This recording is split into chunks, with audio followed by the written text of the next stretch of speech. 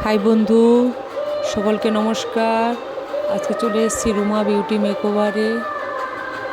আমার beautician class এবং bridal ক্লাসের স্টুডেন্টদের কিছু কাজ নিয়ে।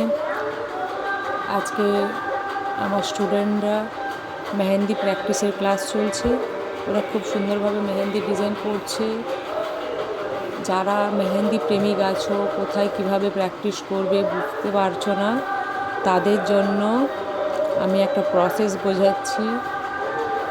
সবসময় সবার হাতে মেহেন্দি ডিজাইন করা যায় না বা পাওয়া যায় না সবার হাত।